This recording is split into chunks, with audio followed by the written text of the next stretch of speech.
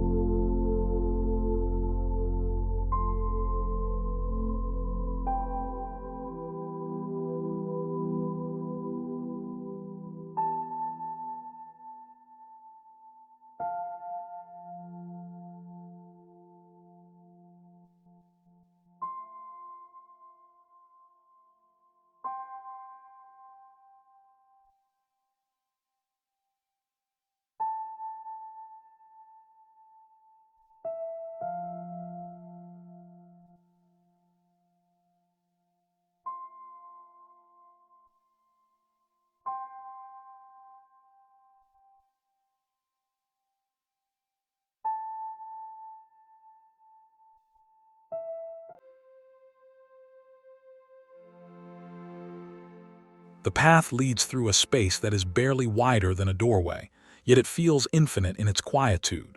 Each circular paver is a destination in itself, a cool island set in a sea of dark, rounded stones.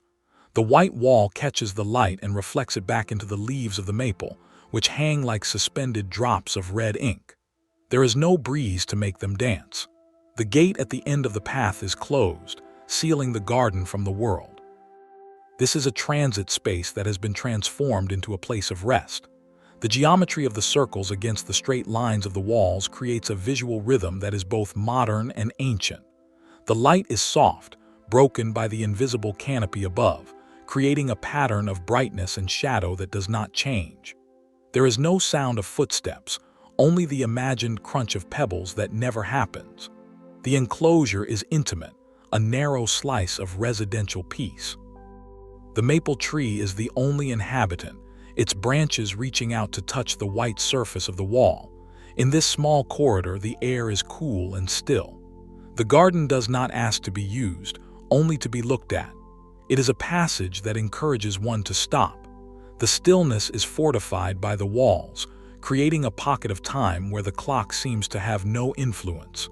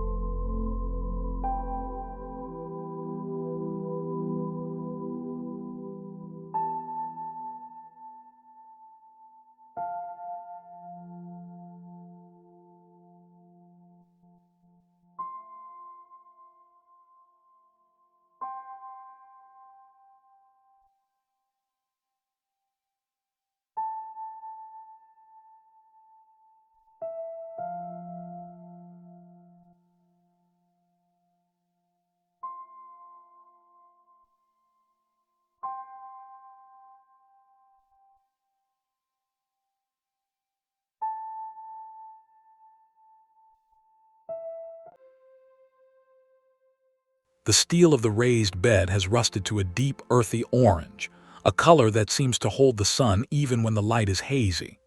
The ornamental grasses stand tall and straight, their seed heads unmoving in the still air. The stone bench is empty, its surface smooth and cold, waiting for a presence that never arrives.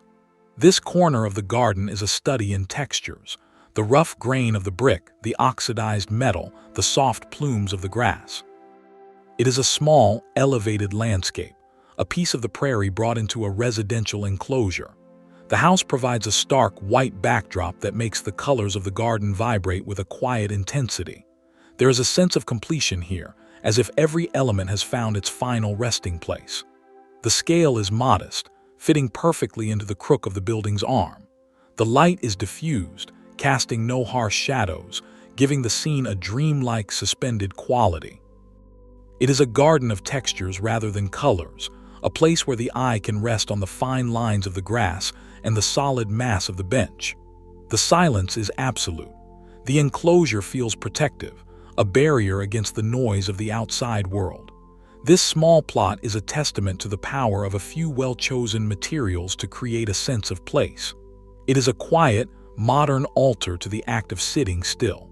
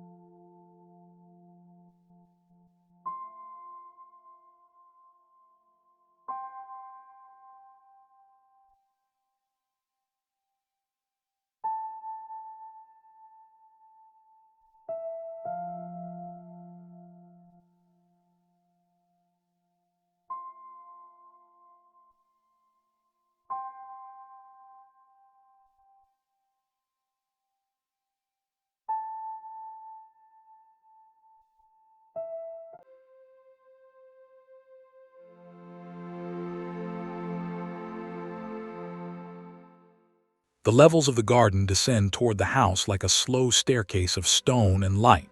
Each tier is a contained world of white gravel and geometric plants, held in place by the gray weight of the concrete. The basalt fountain at the center does not splash. The water merely coats the dark stone, making it shine like silk. It is a garden of precision, where every line is deliberate and every plant is placed with intent. The morning light is clean and sharp, defining the edges of the walls and the shadows of the succulents. The enclosure is created by the change in elevation, a literal sinking into the earth that separates this space from the sidewalk. There is no movement here, only the steady presence of the materials. The air is fresh and still. The house rises above the garden, its windows dark and unreflective, adding to the sense of isolation. This is a front yard that does not beckon the public. It creates a buffer of silence.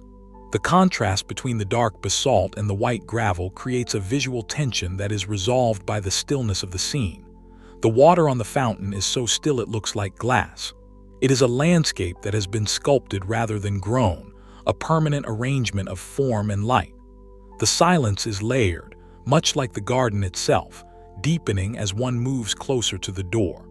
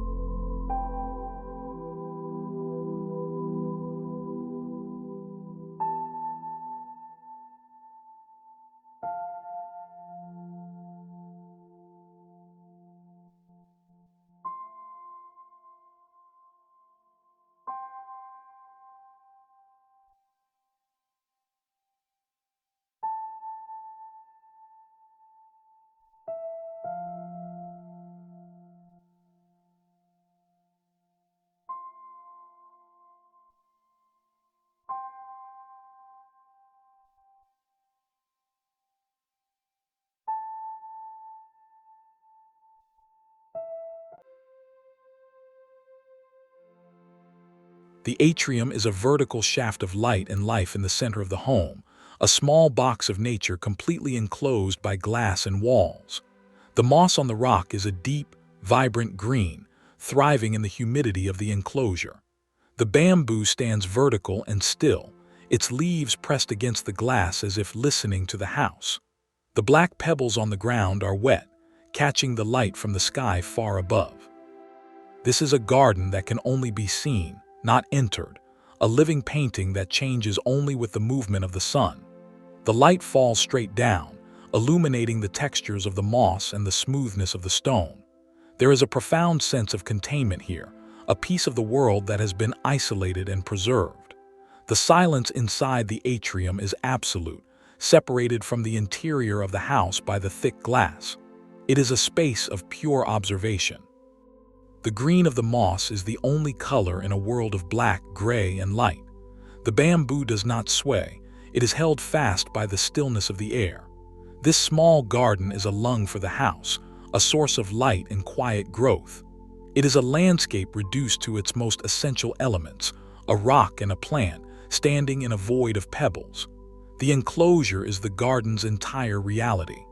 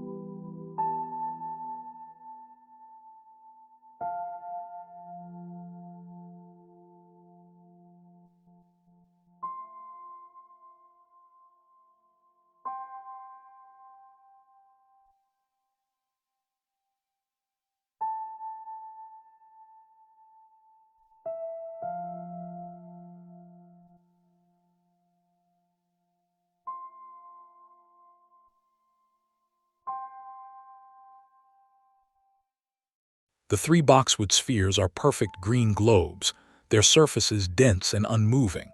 They sit in their concrete cubes like sculptures in a gallery, arranged with a mathematical precision that defies the chaos of nature.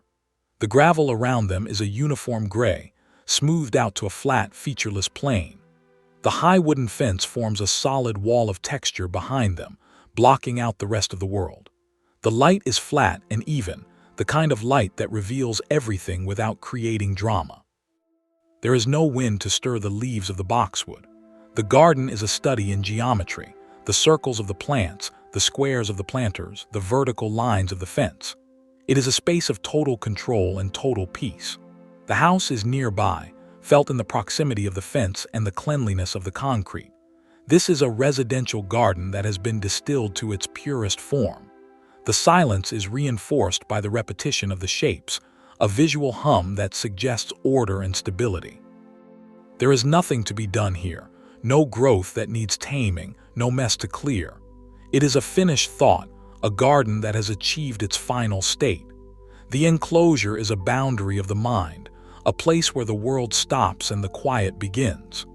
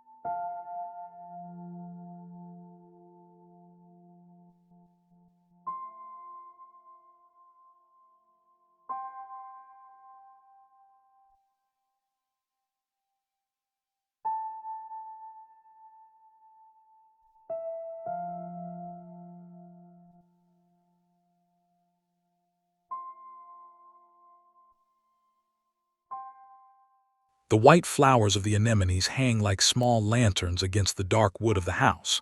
They are tall and delicate, yet they do not tremble. The evening light is fading, turning the white petals into glowing points in the deepening shadows. The dark mulch at their base absorbs the remaining light, creating a void from which the flowers seem to emerge. The slate tiles of the path are cool and dark, leading the eye along the edge of the building. This is a garden of the perimeter, a thin ribbon of life that clings to the architecture. The enclosure is felt in the height of the wall and the narrowness of the path. The air is cooling, becoming still and heavy as night approaches. There is no sound from the house, no light in the windows. The garden is alone in the twilight. The anemones are the only presence, their pale forms marking the boundary between the home and the earth. It is a fragile-looking space, yet it possesses a quiet strength in its stillness. The contrast between the organic curves of the flowers and the straight lines of the wood cladding is sharp and beautiful. The silence is a cloak that has been draped over the scene. Nothing moves. The flowers wait for the moon.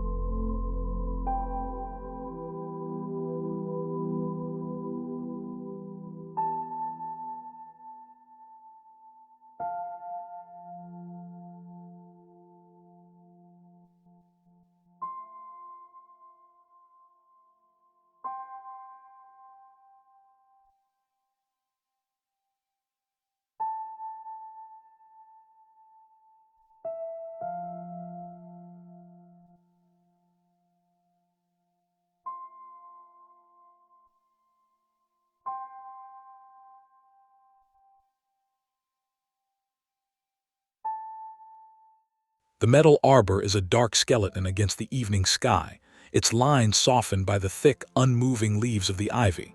The light from the small lamp is a warm pool on the concrete, highlighting the texture of the leaves and the grain of the ground.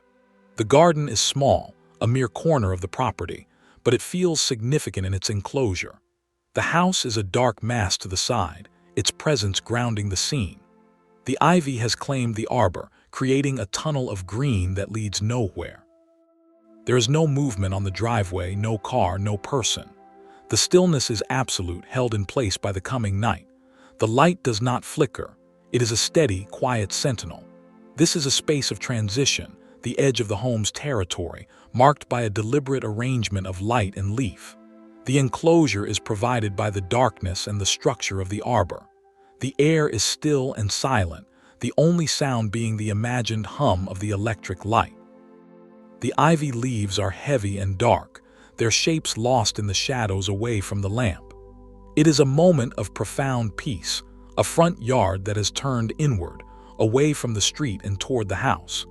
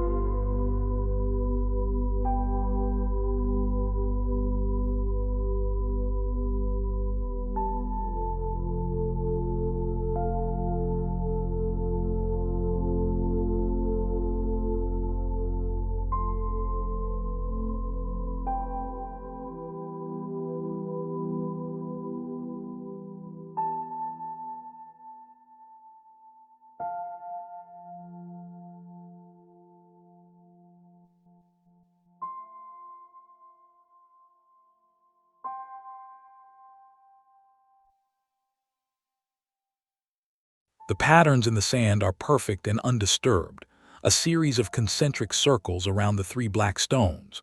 There is no wind to blur the lines, no footstep to mar the surface. The garden is a small rectangle of meditation, enclosed by the warm, vertical slats of the cedar fence. The stones are smooth and matte, holding a stillness that seems older than the house. The daylight is bright and direct, casting short, sharp shadows that emphasize the texture of the sand. This is a garden that requires nothing but the absence of change. The house is a silent partner in this arrangement, providing the walls that make this stillness possible. The enclosure is absolute. The world beyond the cedar slats is completely invisible. The air is warm and motionless. The sand is a field of static energy, a visual representation of a long-held breath. The stones are the only interruptions in the white field, their weight anchoring the scene to the earth. It is a landscape of the mind, a residential plot that has been cleared of everything but the most essential forms.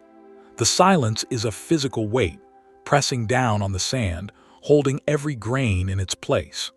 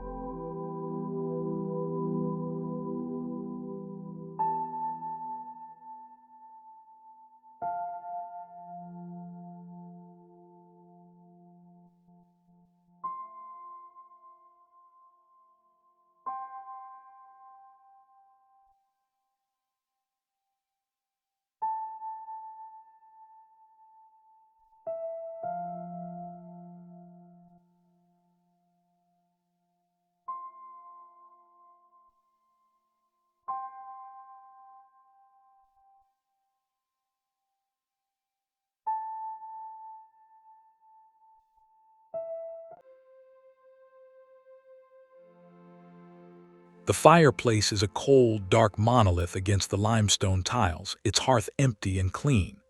The afternoon light hits the vertical leaves of the plants, casting long, still shadows across the pale floor. This courtyard is an outdoor room, a space of enclosure where the sky is the only opening. The limestone is smooth and uniform, a vast, flat sea of gray-white.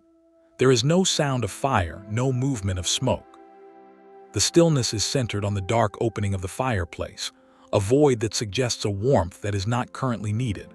The house surrounds the courtyard on three sides, its glass doors closed and silent. The plants stand in their pots like soldiers, their green and yellow leaves perfectly still. This is a garden of stone and shadow, a place designed for a quiet that is never broken.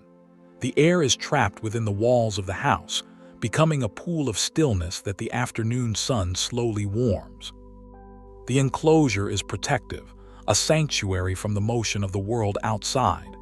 There is a sense of waiting in the air, but no expectation of an end to the silence. The geometry of the space is rigid and comforting.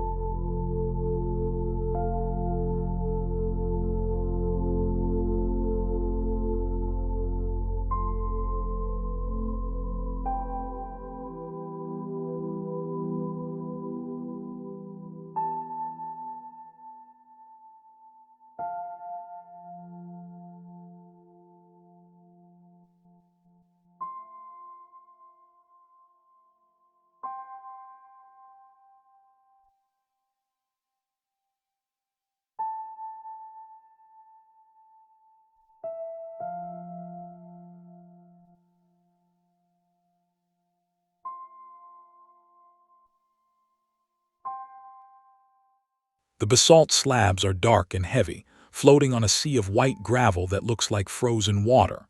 The path is a straight, unwavering line leading toward the house, a modern pilgrimage of silence. The ornamental grasses at the edges are pale and fine-textured, standing perfectly still in the morning air.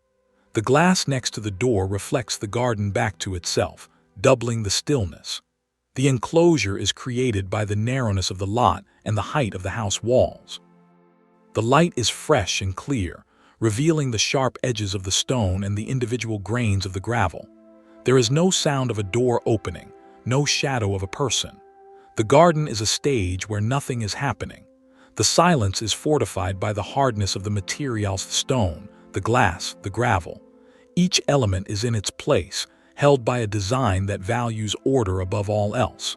The air is cool and does not move the thin blades of the grass. It is a front yard that serves as a mote of quiet, a deliberate buffer between the world and the home. The path is there to be walked, but in this moment, it is a static monument to the act of returning.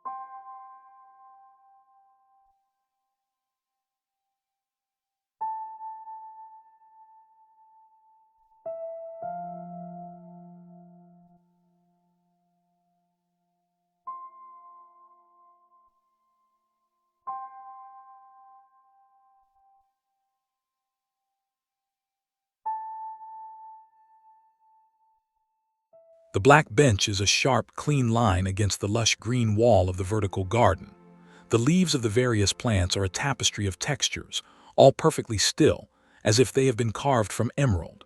The wood decking is dark and warm, its grain visible in the soft, hazy sunlight that filters down from above. This is a garden of the smallest scale, a tiny enclave carved out of a residential corner. The enclosure is total, the green wall rising high to block out everything but the sky. The bench is empty, its modern form a contrast to the organic chaos of the plants. There is no sound of the city here, only the deep, visual silence of the greenery. The air is humid and still. The light is soft, casting no harsh shadows, making the green of the leaves appear to glow from within. This is a place of absolute retreat, a pocket of air that has been reclaimed by nature and then ordered by design. The stillness is a physical presence, held within the vertical walls and the dark floor. The garden does not move, does not rustle, does not breathe audibly. It is a quiet, green room, open to the light and closed to the world.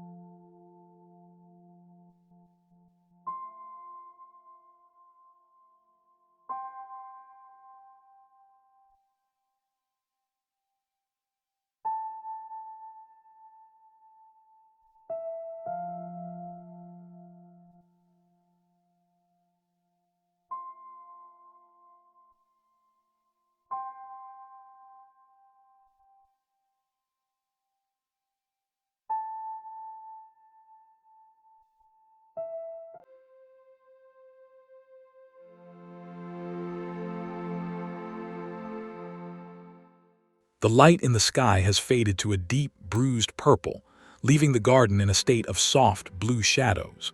The single lantern on the stone plinth is the only source of warmth, its light a steady amber glow that does not flicker. The house is a dark, silent guardian in the background, its sharp modern lines silhouetted against the dying light. The garden is a small, quiet space of gravel and low plants, now mostly lost to the darkness. The enclosure is complete, the night sealing the garden off from the rest of the world. There is no wind, no sound, no movement. The stillness is at its peak, a profound and heavy silence that precedes the total dark. The lantern light catches the edge of a leaf, the texture of a stone, the grain of the plinth, making them stand out against the blue void. It is a moment of finality, the garden at rest, its work of being a space of pause completed for the day. The air is cold and motionless. The house is a dark shadow, the garden a pool of fading color. Everything has settled. The silence is the only thing that remains. The world has narrowed to this single light and the quiet walls that surround it.